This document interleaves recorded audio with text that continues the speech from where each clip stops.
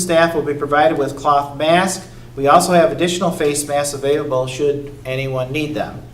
Some of the training includes hand washing, effective use of face masks, how to clean and sanitize surfaces, COVID-19 symptoms, personal protective equipment for staff and students, including masks, and accommodation for high-risk population will be addressed on a case-by-case basis and may require a physician's note. Please contact your building administrator to address these specific situations.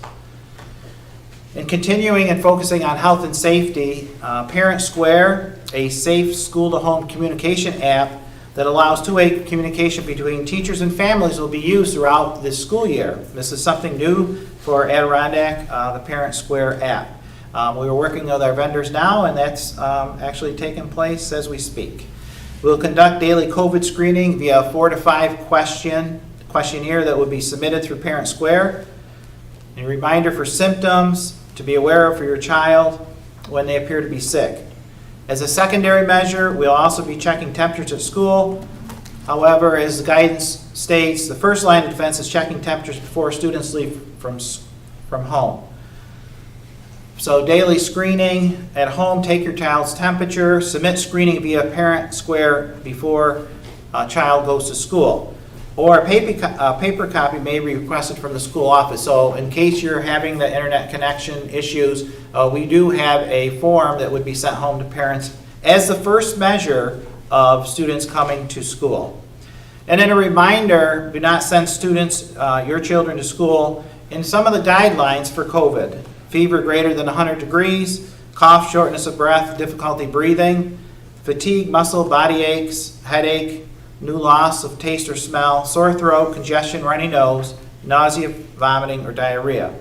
And again, the second layer of safety will be the screening for all students and visitors with their temperatures checked upon arrival at school, and also the questionnaire for those individuals. And the same for staff, who will also have access to Parent Square, and they would submit the 4 questions related to the COVID questions that you've probably heard or seen or people have asked you, and whether or not they've had a fever of 100 degrees or greater.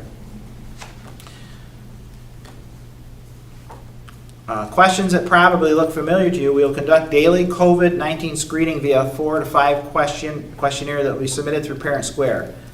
And information, like I said, is happening now as we introduce this new app, which will be a really good secondary layer of communication between home and school. So some of the screening questions that will be on the app for people to respond to.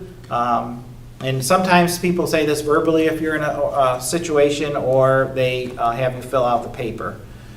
So something to become familiar with. Have you knowingly been in a close or proximate contact over the last 14 with anyone who has tested positive through a diagnostic test for COVID-19 or exhibited symptoms? Have you tested positive through a diagnosis test for COVID-19? Have you experienced any symptoms of COVID-19, including a temperature greater than 100 degrees Fahrenheit in the last 14 days? Have you traveled internationally or from a state with a widespread community transmission of COVID-19 per the New York State advisory in the past 14 days? And that list, as you know, gets updated frequently. And then the final question, ultimately, do you have a temperature of 100 degrees or greater? So that is something that will be familiar with everyone during the school year, and pretty much wherever you go, out in public or in other places. On our website, we'll provide additional information about the COVID-19 process and sickness. So this week on our website, we're going to have an updated list. When the governor decided that schools could reopen, there was 3 more things that he wanted us to extract from plans or add to. So that information will be on the website by Friday, and so that will give you a little bit more rundown in regards to symptoms. What if someone has COVID symptoms? They report to the nurses for assessment. Parent or guardian will be contacted, and symptomatic students will be sent home. And then there's a flow chart, and also will be a little bit more detailed information on our website for you to review. What if someone at school tests positive? Department of Health will call the school to notify us, and the Department of Health will also direct the district on how to proceed. When someone is tested positive, when do they come back? The district will follow guidelines from Department of Health, and there's a certain amount of days that a staff or student needs to be out of school. And that would be represented on the next chart. This chart represents if an individual screens positive. In the box at the bottom, this means the following. So on the last slide, I read you the four questions that are typically asked. So if you looked at the chart, if a student screens positive, and what that means is they've answered yes to one of those questions. Okay, so if you look at the right of that chart, student does not see a provider. So they've got what seems to appear to test positive for the screening aspect. If they do not see a provider,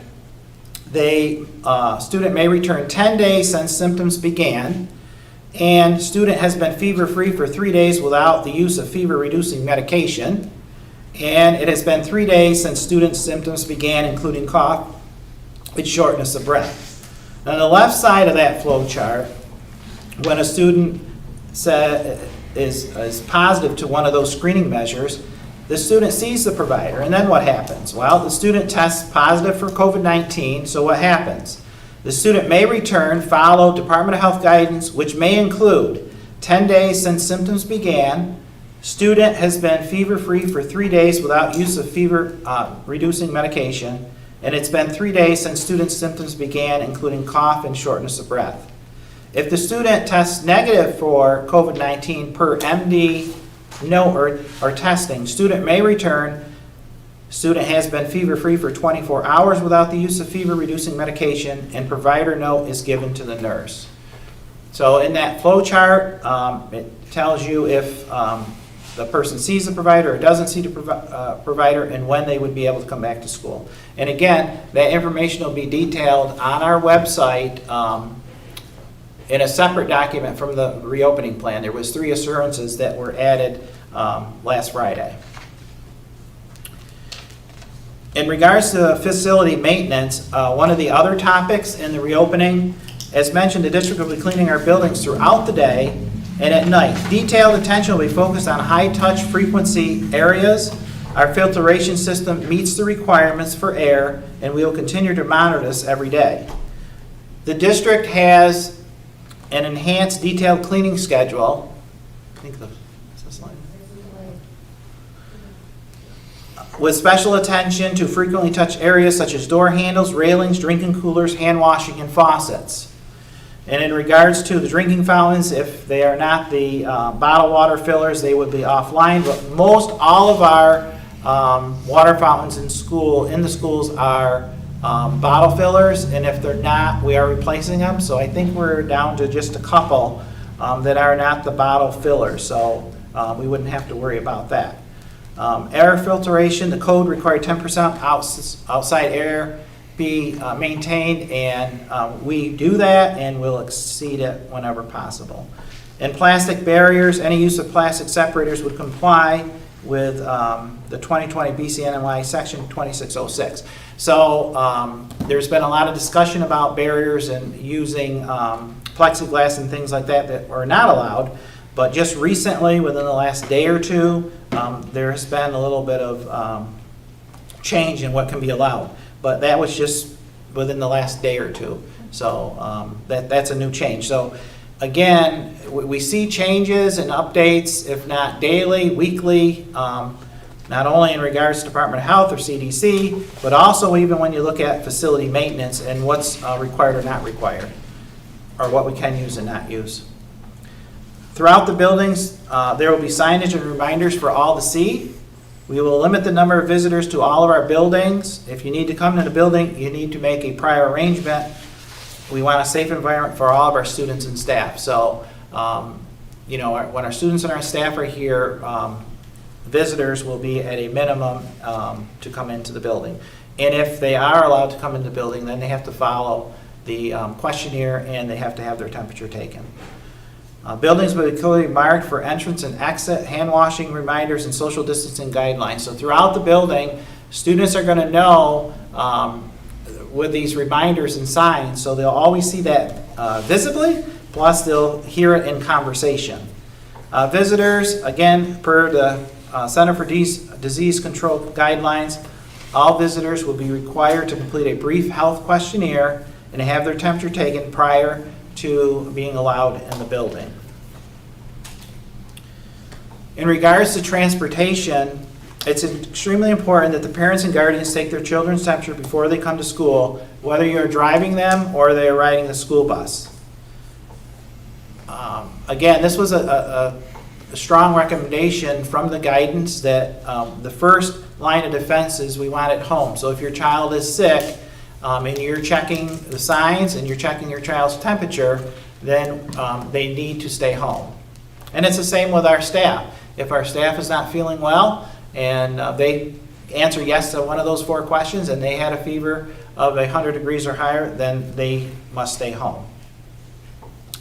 COVID-19 symptoms per guidance documents. If a student or staff has an unexplained symptom, they must stay home from school. Our buses will be disinfected after each run with special attention to frequently touched areas.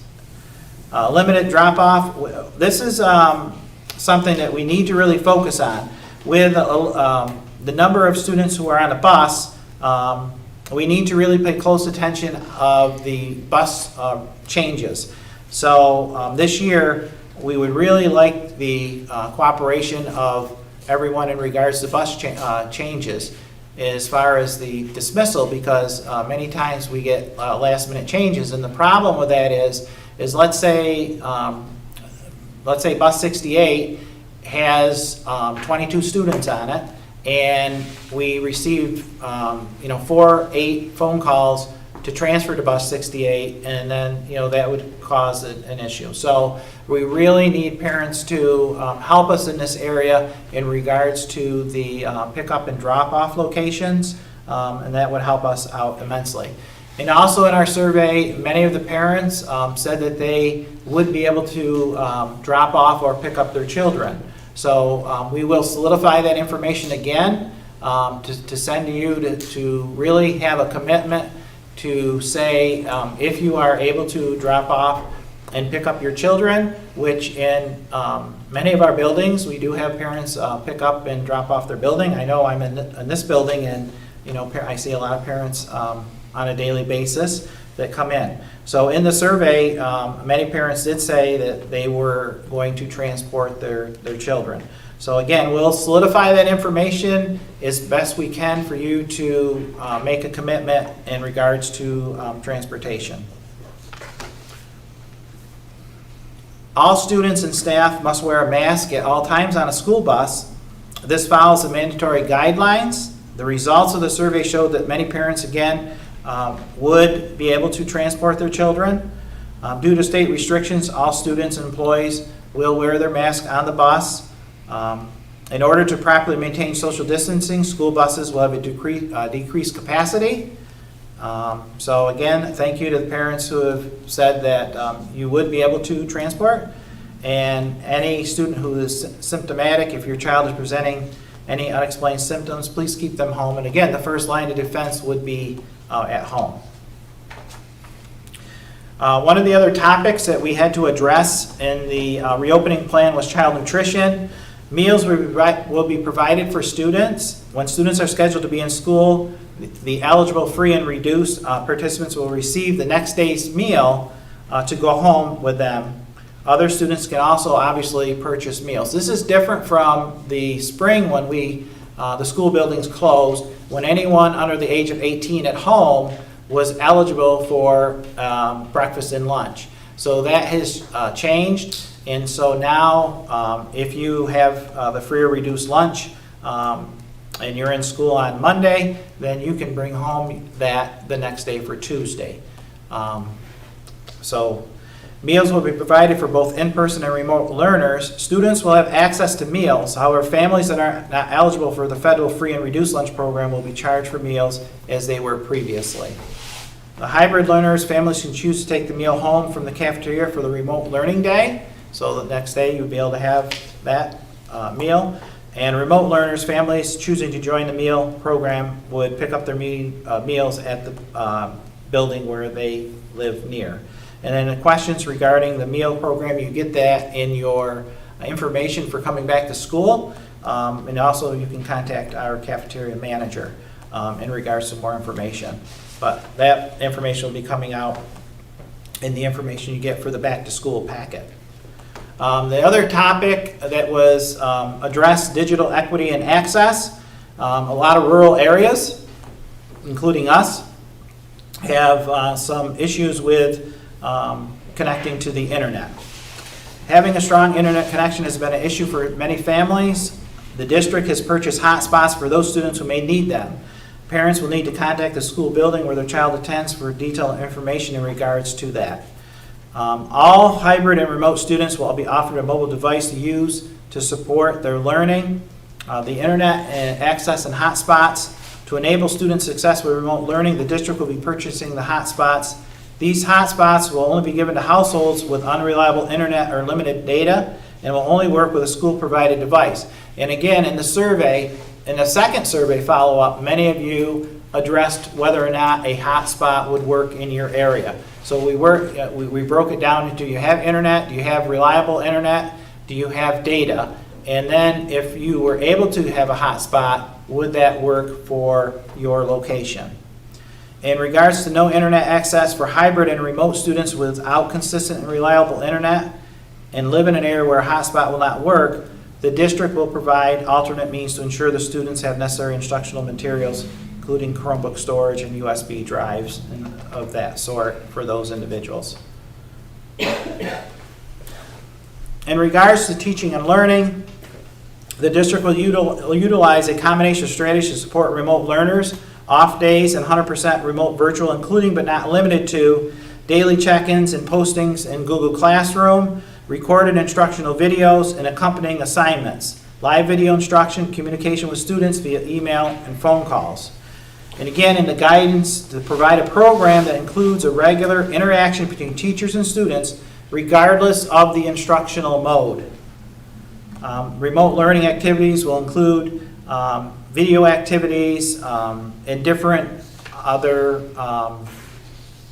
tools such as ExactPath, IXL, Nearpod, and other platforms that students would be able to use. At this time, students will be on an alternating daily schedule that will allow for our social distancing, as was put out in previous documentation. There would be two groups of students, those with the last names A through L and those with M through Z, an alternating schedule. Our CTE, occupational education students who go to BOCES and are in those programs, and they have to meet hourly requirements in some of those programs, will be attending their programs at the Glenfield site every day. And students with disabilities schedule will vary based on services and programs, and information from that area would be from the special education department. Those students. So there was a guidance saying that students about coming back, students with disabilities, CTE students as individuals who should be coming back on a more consistent basis. So they kind of gave guidance on those individuals who are coming back.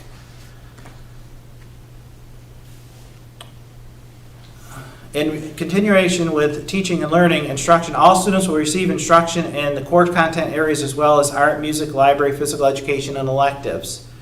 In the fine arts, the district realizes the importance of all instructional areas. We want to continue to offer our students as many opportunities as possible while at school. Social distance will be further emphasized in these areas as the requirements require 12 feet of distance for some of these areas. In physical education, staying active is a very important part of our everyday life. Students will be afforded the opportunity to participate in activities where social distancing is followed of 12 feet. The physical education teachers have worked on plans on how this could be established. And again, in some of the information from the surveys from parents, they wanted to have their children have as much of the school experience as possible in regards to some of the course offerings and specials that the school district offers. And so we feel that that's a very important part of the children's school day. As much as it's not normal in what we're going through, we're trying to, when the students come back, to have a day that would seem somewhat like their schedule. Even though it's not, we want them to experience some of the things that they would normally experience in their school day. On a student's remote day, it is expected they would log into their Google Classroom. Attendance will be taken on a daily basis by logging into class, completing an assignment, or meeting with a teacher at a scheduled time or office hours. In regards to grading, as school reopens in the fall, the district will move to a more traditional grading model. This will remain in effect even if the district is required to full remote learning for any period of time. So in the whirlwind that we experienced in the spring, we discussed in what ways would be available for students in their grades, and there was a lot of ways to come up with a way that was fair and equitable for all students. And now that we've experienced that, and now we're going into our new school year, we feel that we should go back into more of what would look like a traditional grading system for our students, because we've got some safety nets in place in regards to internet connectivity, getting the hot spots. Now we know that it may not be for 100%, but we're still working on that. But we know there's probably over 100 families that are going to benefit from the hot spot, if not more. So that is a step in the right direction for those individuals who are connecting via the internet. In a remote learning activity will occur, whether it's Google Meet and some of those other learning platforms, a learning website, IXL, or Nearpod, which is interactive lessons, or ExactPath, which is an academic growth goals for students in grades K-12, and offering some other opportunities for them. On the next page just shows what a schedule would look like for students in our school following a every other day schedule, and just really showing the first couple months, and then that would follow through. One of the biggest things that was talked about when the guidance and everything came out was the social and emotional well-being of our students and staff, and that is a high priority. Instruction obviously is very important. It's up there at the top, but also the social and emotional well-being of our students and our staff. Our counselors are prepared to assist our students and families in multiple ways. We will spend time reconnecting with our students and staff. We've been away from each other for several months and need to reconnect with our students. Our students need to reconnect with each other. So the beginning of the school year is about building those relationships and making those connections again with our students. As much as we'd like to hit the ground running, we need to have individuals come back in our buildings and reconnect with each other, with their teachers. And that is going to be first and foremost of our transition back into our school year. It's a very high priority for school districts. In addition, education and safety and well-being of our students and staff will also focus on supporting students and staff's mental health through the coming months. We know this has been a difficult time for many students. You may contact your child's principal or counselor if your child is needing counseling services. And in the spring, what we did with the counselors, they had school cell phones, and we're able to stay in contact with their students in our school, those that they see regularly or on a schedule, and those students who just wanted to make a connection with a counselor or an individual. So we did offer that from March until June, and so people did reach out to our counselors. Not only the students that they were seeing, but other students who reached out to them, which we thought was really good. Counselors will have surveys for our students and staff throughout the school year, and they'll be going to the classroom. So what they want to do the first couple weeks of school is talk with the students, talk with the staff, and get a feel for how they are doing and where they're at. So that would be accomplished through some of the surveys that they'll put out to students and staff. In regards to athletics and extracurricular activities, at this time we don't have a definitive answer about whether there'll be sports in the fall. In regards to extracurricular activities, we would like to offer our students as many opportunities as possible, but it may look a little different. We are thinking of some inventive ways where students can come together, even if virtual, can connect with one another, giving them another opportunity, not only doing their schoolwork, but in another lighthearted way, making some connections. So the administration has reached out to the advisors to come up with some ideas and solutions for coming up with some inventive ways to reconnect with students, because again, this piggybacks right on the social and emotional well-being of our students, and it's a vital part of some of our students' everyday school activities, being a part of extracurricular or in their involvement in athletics, if that happens to come this fall. As of now, per state guidance, at this point they are not permitted, the athletics. Interscholastic sports have been delayed till September 21st, and additional information will be provided when it becomes available. So whether or not we're going to have sports in the fall is yet to be determined. I mean, you see a lot of things being canceled, and so again, it's like day to day, week to week, you see changes and updates, but right now, the tentative date was September 21st. And again, as I mentioned, extracurricular activities, we're looking at ways with the advisors to come up with some solutions to how students might be able to participate. In regards to some of our avenues of making connections, we have a school messenger system, which you hear me generally when I'm closing school, and a robocall. Parent Square, a new communication app rolling out this year for Adirondack, and like I mentioned at the beginning, we are working with the vendors, getting emails within the last week, with setting up, making transition into our, and getting that ready. Our ACS website, which is always accessible there with the email address. We have a Facebook page that is used very, very often, Twitter, and an email address specifically for reopening questions, which was on the survey and on our website, acsreopening@adirondackcsd.org. So we have questions for reopening, send them there, and then we respond to those questions that come in. The next steps for parents, expect a letter arriving soon that will include information about your children's anticipated fall reopening of school. Again, we'll really solidify about the transportation and the modes of learning for your child or your children in regards to coming to school or remote. At this time, again, families who choose a hybrid or remote will notify the district if they need a home hotspot for internet connectivity. Again, Parent Square will launch when school opens. You'll be required to do a daily health screening with this app, which is a first line of defense. Posted, the governor had put out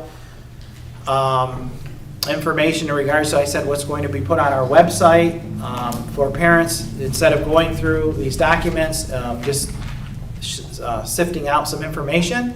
Also meeting with faculty and staff and the community at large. So tomorrow we have a meeting scheduled with our faculty and staff, and then we will have meetings scheduled with community Thursday, August 13th at 2 and 6, email questions. So there will be a form that's on our website, so you can put in your questions to that. So that would give us a head start on answering your questions or looking into your questions. And also, some of you have already used our email address for the reopening. So we've already received questions and responded and answered some of the questions that were on the reopening email address. And then on Tuesday, August 18th at 10 a.m., again, email your questions. We try to do some different times because of work schedules. If there is a need to continue, we will do that. We'll answer all of our questions the best we can with the latest information that we have, and then we'll go from there. Right now, we cannot have, large group gatherings, so it'd be much better if we could just, meet at places. We could do small groups. But again, it would have to be like a sign-up situation because you can't have a lot of group gatherings a large group gathering. So what is required in the document is to have some sort of forum where parents can send in questions. The thing with when you have, like, say, a Google Meet, it allows up to 250 people. The problem is, I've been on some Google Meets where there's 25 people and you can't even, it doesn't work well because of the microphones and all that. So in many, there's either chat or you send in your questions and you can get those answered. And again, you can call your child's building main office and talk with the individuals in those buildings, the principal. You can call my office in the district office here and answer questions, or send us an email. All of the emails are on our district website, so you can also send us emails at our district website, or go through this email address for ACS reopening. All school reopening plans are subject to change depending on the Department of Health, Center for Disease Control, the State Education Department, and if we get any new directives from the governor. As I mentioned before, these plans will be updated in regards to the changes. They're a fluid document. There will be updates. I know we will have changes just because that's the way this has happened since school was let out in March. So there will be some updates that'll be coming. Again, if you have any questions, please email us. In addition, again, you can contact the main offices of the building where your child attends, or the district office, and send in your questions to our email address, and we will be prepared to answer those questions on the parent community forum days and evenings.